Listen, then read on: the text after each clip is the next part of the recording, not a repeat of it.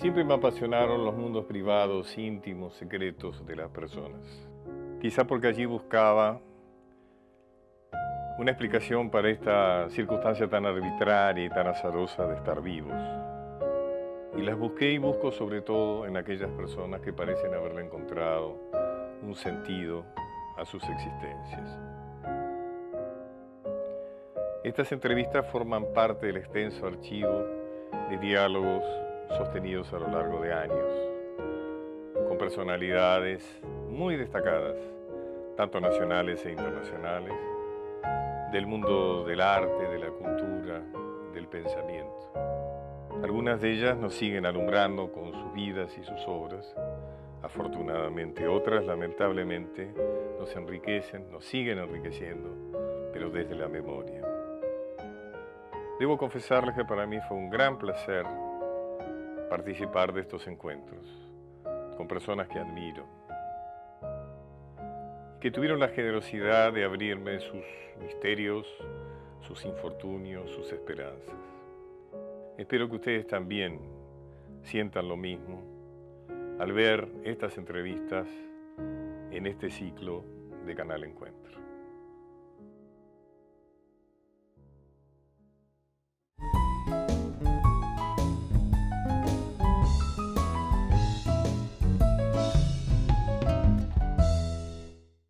Jorge Ginsburg nace en Buenos Aires el 3 de febrero de 1949.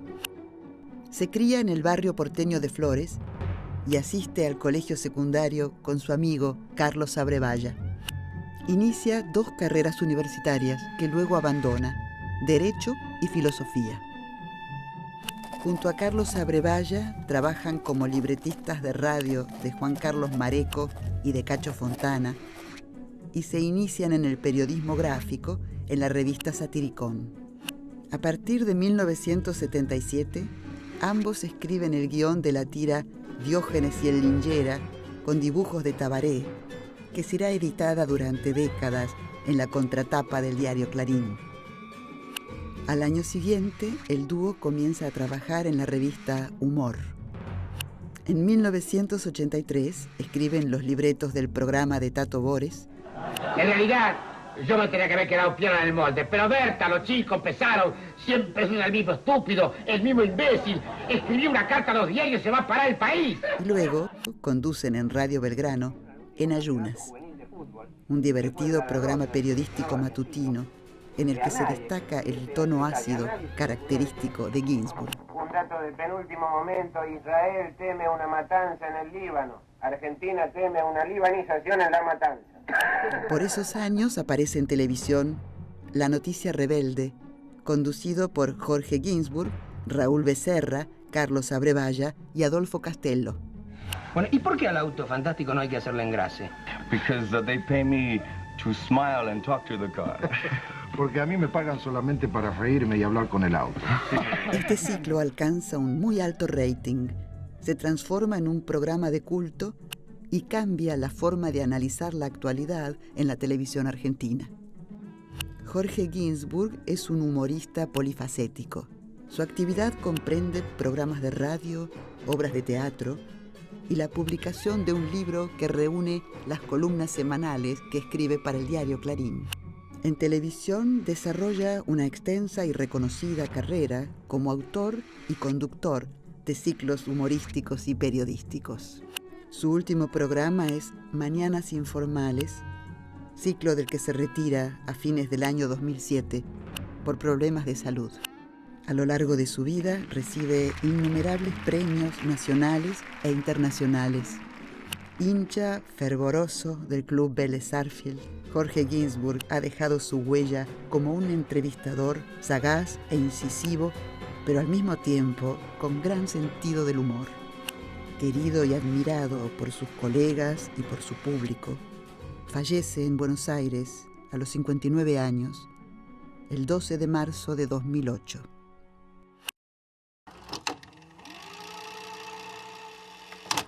Qué difícil que es definir el humor, ¿no? Es muy difícil. Se puede. Alguien decía que era como atravesar una mariposa con un poste telefónico. Ah, sí, sí, sí. sí, sí. O sea, algo imposible. Muy difícil, muy difícil. Muy difícil. Incluso las mecánicas, las técnicas del humor, creo que son muchísimas. Y si uno piensa en las cosas que causan gracia, que tal vez están ajenas a la intención humorística. Entonces es bastante complicado. Hay un personaje de Moratín que dice algo así como el severo amargor de la verdad os la disimulo con chistes, ¿no? Y que sí, creo que es una de las primeras veces que aparece en castellano la palabra chiste, ¿no? Sí.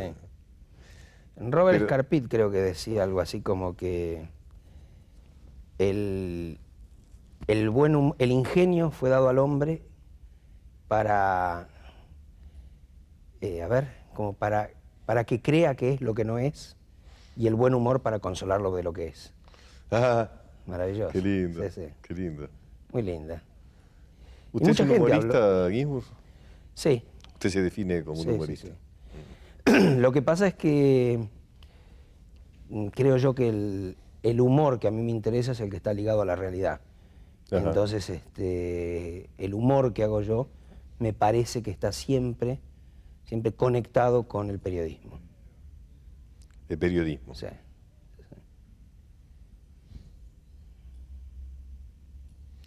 ¿Por qué es que es frecuente que los humoristas al estilo de Jerry Lewis, Alberto Sordi, me acuerdo, bueno, digamos, casi podría decir cómicos, no de cine, hay un momento que quieren ser serios, ¿no?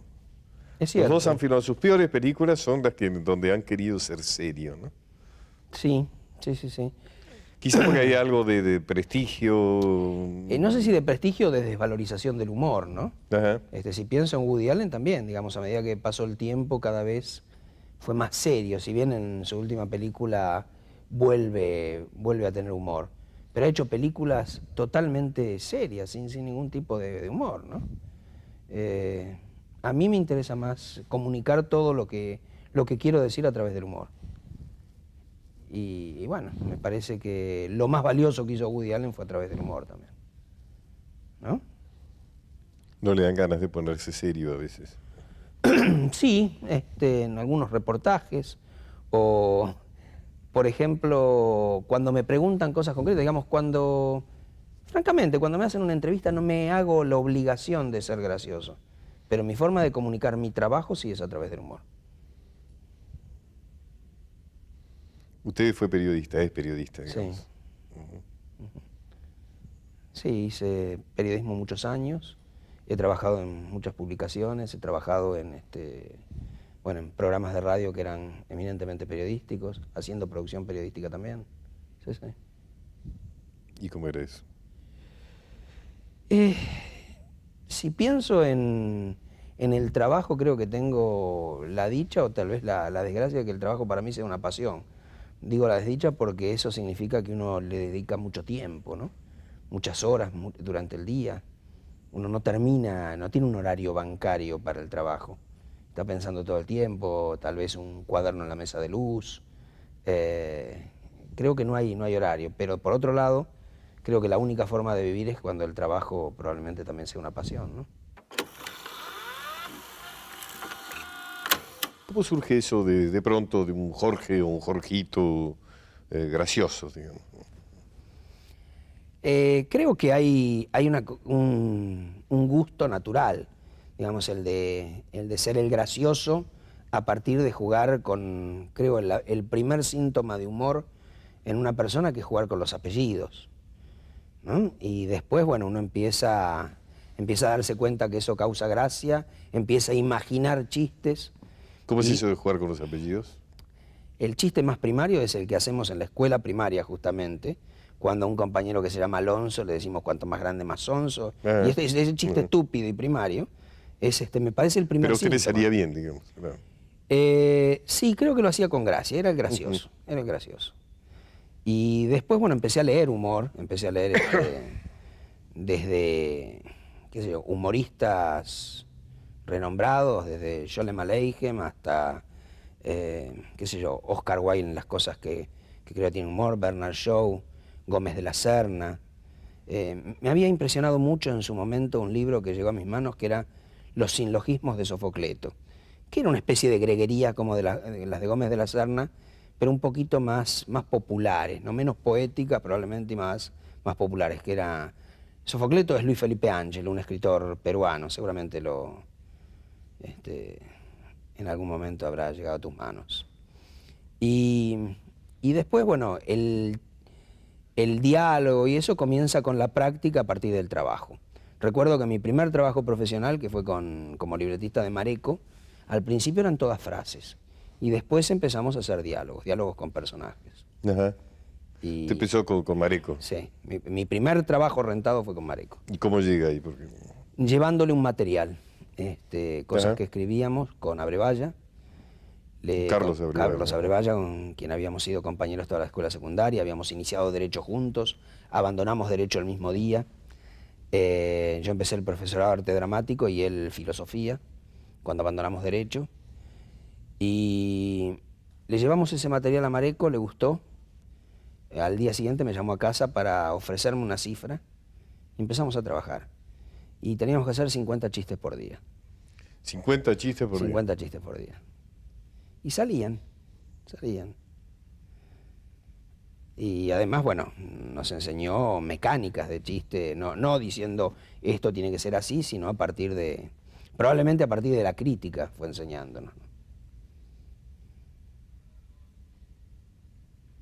¿En qué momento usted, debe haber un momento que usted decide dedicarse al humor, digamos, ¿no? O no sé si es así o... Bueno, está Sí. bien, soy humorista, esto es... Yo creo que en mi caso me fue llevando. Yo estaba haciendo el profesor de arte dramático y escribía. Y cuando llevamos el material y tuvimos la necesidad de escribir y tanto, probablemente ahí me volqué hacia ahí, empezó a salir Satiricón, llevé material a Satiricón y empezó a salir publicado. Entonces, casi sin darme cuenta, vi que era mi medio de vida y que me llevaba mucho tiempo y que me divertía hacerlo. Entonces lo del actor quedó relegado, por lo menos durante muchos años, y empezó lo de escribir. ¿Llegó a actuar en obra? ¿Llegó a Sí, hice algunas temporadas, algunas giras, pero en los últimos tiempos, no en ese entonces. Y siempre a través del humor. Porque debe haber servido eso, ¿no? Para después Sí, sin duda. televisión, ¿no? Su humor en televisión. Seguramente me sirvió y me sirvió para... creo que a veces en televisión uno hace un personaje, aunque haga de uno mismo, hace un personaje. ¿No? Y tal vez, bueno, lo teatral o lo dramático de mi formación actoral seguramente me sirvió.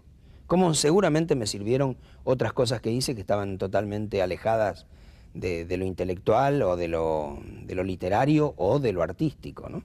Como trabajos o cosas en la calle que pueden ayudar. Creo que uno en el fondo es una especie de resultado de probeta, ¿no? Va combinando cosas, mezclando cosas y dan ese producto que es uno, ¿no? ¿Cómo influye lo judío en usted, Ginsburg? Muchas veces me pregunté en dónde estaba el humor judío en mí, ¿no? Ah. Y pensaba que probablemente lo más cercano al humor judío de todo lo que hice en mi vida es Diógenes y el Linchera. Me parece que ese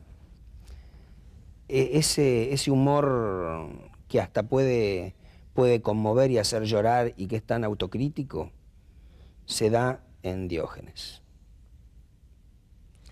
Recordemos que es una tira que usted guionizaba junto con Trillo, ¿no? Creo, No, con Abrevaya. Con Abrevaya, Con Abrevaya. perdón. Es una tira que comienza a salir en el año 77. 77 en Clarín, Y sigue que saliendo. dibuja Tabaré. Tabaré, Exactamente. Ujú. Ajá. ¿Y por qué identifica ahí su humor judío? No es que lo identifico ahí, sino digo, bueno, ¿cuáles son las características del humor judío? Digamos, si uno quisiera plantear, bueno, características a grandes rasgos que ¿Cuáles son? distingue el humor judío de otros. Más autocrítico, Ujú. con una beta trágica y es casi riéndose de lo más trágico, ¿no? Ujú. Salcia Latzman decía que el humor judío precisamente desaparece cuando termina la Segunda Guerra Mundial, porque las causas que le dieron origen, que era la miseria y la persecución que sufrían los judíos en la Europa Oriental, había terminado. Y entre el aniquilamiento, digamos, entre la desaparición y la desaparición de las condiciones que le dieron origen, el humor judío había desaparecido. Yo tengo la sensación que no. Creo que lo que cambian son las condiciones, pero ese espíritu está. Yo antes nombraba a Woody Allen. Creo que Woody Allen o Philip Roth o varios autores norteamericanos muestran lo que yo creo que es un nuevo humor judío, que es el humor judío en la crisis de identidad. Se me ocurre que la crisis de identidad que se da en este humor judío es de aquellos que se preguntan qué son, cosa que no se podía preguntar cuando lo estaban persiguiendo. ¿Mm? Me pregunto si eso tendrá que ver con aquel programa que tantos esperábamos con verdadero interés, le diría mucho más que interés, que fue el semanario Insólito, ¿no es cierto? O la noticia O rebelde. la noticia rebelde durante la dictadura, ¿no es cierto? Donde realmente era un humor planeando sobre la tragedia, ¿no? Ujú. Y era un humor valiente, ¿no? Era un humor que de alguna manera expresaba... Creo que sí, creo que sí. ¿Cómo fue la experiencia? La experiencia en la noticia rebelde fue fantástica. Creo que era un grupo muy, muy talentoso de los que Básicamente aparecíamos. Becerra y... Becerra, Castelo, Abrevaya. Nicolás Repeto, Y que Repeto más comenzó, tarde, claro. comenzó siendo el pibe, en realidad Claro. comenzó siendo, si bien ya no era un pibe, pero comenzó siendo el que hacía el móvil de exteriores. Ajá. Y fue creciendo muchísimo durante los años de programa, ¿no?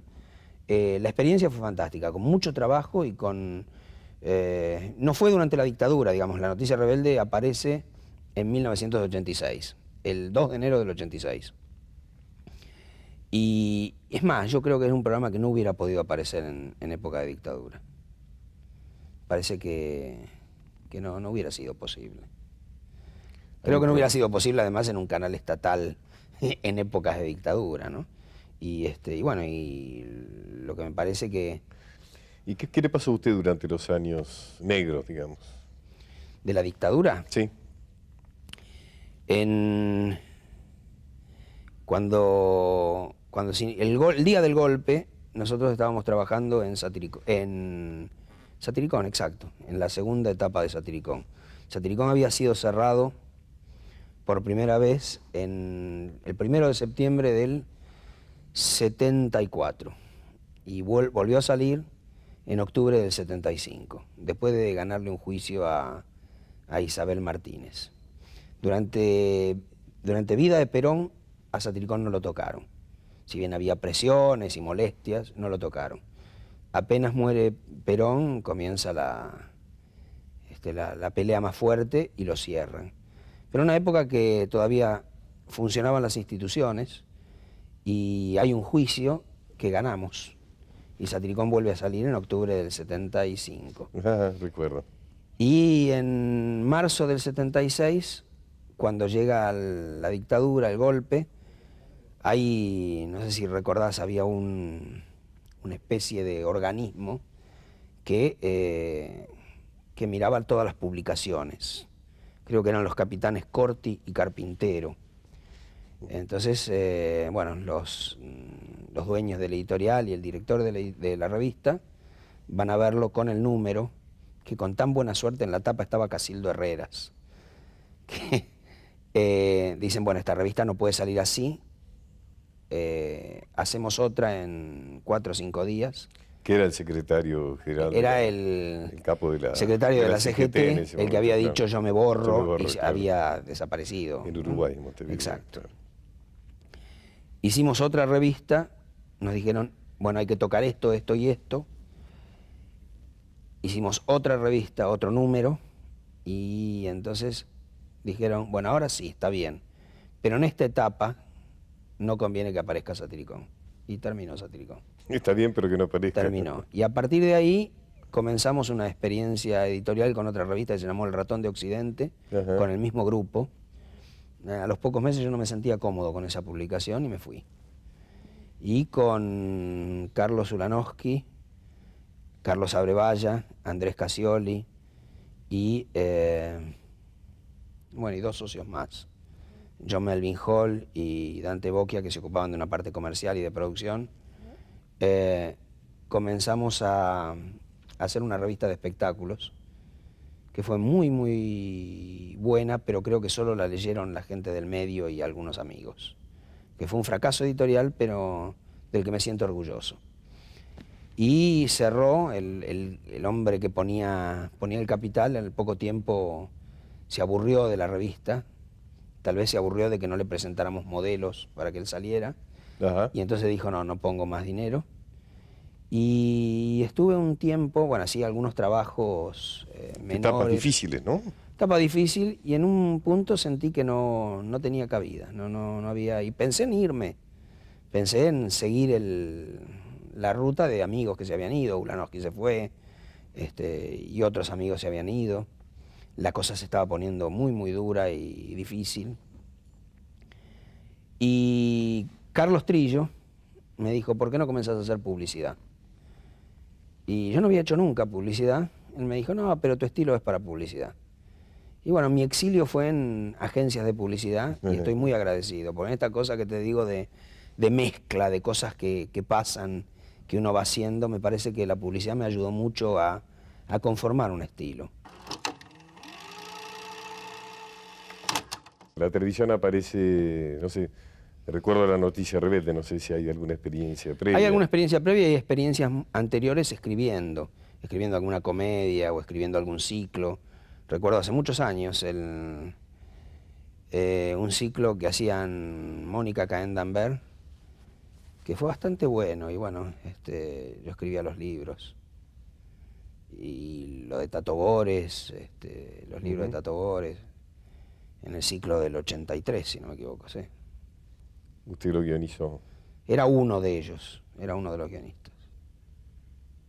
¿Cómo era trabajar con Tato?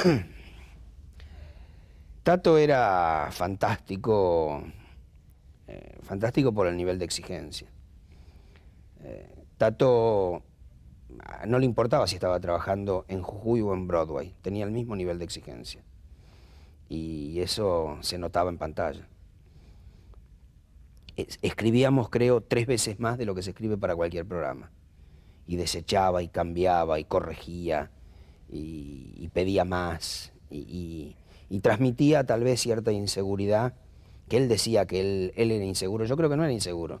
Creo que era una manera de decir que no le conformaba del todo lo que le estábamos dando, ¿no? Y bueno, por eso el programa salía como salía. Usted es riguroso. Creo serlo, sí. Sí. Soy riguroso, pero trato de tener un muy buen clima de trabajo. En algún lugar leí que usted declaró su admiración por Quino, que usted realmente... Y que en cambio había otros a los cuales... Lo más admiraba menos. maravilloso de Quino es que debe ser la única persona a la que no se le puede encontrar ningún chiste malo. Ningún chiste malo. Porque todos tenemos alguno que ese día salió flojo. Creo que en el caso de Quino, jamás. No hay una página que diga, no, esto no tiene el nivel de Quino. Todo tiene el nivel de Quino. Qué cosa extraordinaria es haber abandonado un personaje como Mafalda, ¿no?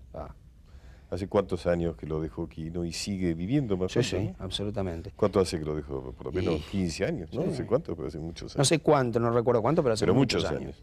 Más de 20 años que lo dejó. Sí. Hace unos días lo entrevisté por radio y le decía que siempre me pregunto qué será de Mafalda y sus amigos hoy, ¿no? Digamos, atravesando el proceso militar, comienzo de la democracia. Manolito, Felipe. ¿Habrá algún desaparecido entre ellos? Susanita. ¿No? Susanita habrá sido delatora. ¿Con quién se habrá casado? ¿Será militar? Felipe le debe haber pasado mal, ¿no? Sí, Libertad la debe haber pasado mal. Libertad, cómo no. Sí, claro. Y Quino me decía algo que a mí me sorprendió. Me dice, jamás lo pensé. Jamás lo pensé. Y bueno, es algo que yo pienso siempre. Digamos. Me parece, probablemente porque los personajes tienen carne, ¿no? Los personajes dejan de ser tinta en un papel para ser de carne y huesos. Alguna vez he recibido, bueno, siempre que recibimos cartas por Diógenes y Lingera, esas cartas no fueron dirigidas a nosotros, iban dirigidas a Diógenes o a Lingera. Qué notable. Y cartas tan diferentes. Cartas de alguien que, por ejemplo, agradecía porque a partir de la tira había pensado en no suicidarse, ¿no? O alguna psicóloga que lo ponía en su consultorio, o en algún momento, yo no sé si recordás una historia que habíamos hecho hace mucho tiempo, en la época del Proceso, que ellos se perdían en un subterráneo, bajaban a un subterráneo y de pronto se perdían, y no se sabía dónde estaban. Y algún tiempo después me entero que se había hecho un seminario sobre esa historia como alegoría de los desaparecidos. Ajá. Y honestamente, si lo fue, no fue porque yo dije vamos a hacer una alegoría de los desaparecidos. Usted una vez dijo que no había humor reaccionario. No había humor oficialista, dije yo alguna vez, creo. A lo mejor dije reaccionario también. Bueno, Sí, corrija, importante. Sí, creo que he leído que usted decía reaccionario. No, pero sobre todo alguna dice. vez, bueno, no hay presidente que no se haya quejado de los humoristas. Creo que no es un patrimonio del menemismo. Creo que ningún presidente dejó de quejarse de los humoristas. Y en última instancia, lo que no perciben es que el humor hablado, también es una caricatura. Una caricatura es como una lupa que agranda, pero al mismo tiempo también distorsiona para crear el efecto humorístico.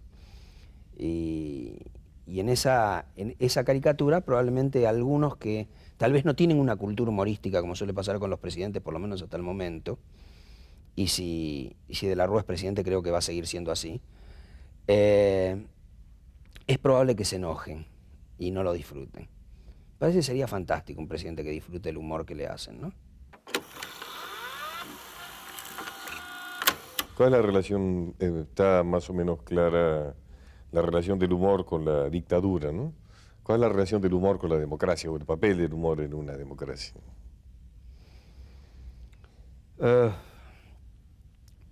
Sigo pensando que tiene vinculación con el periodismo y con la realidad. Me parece que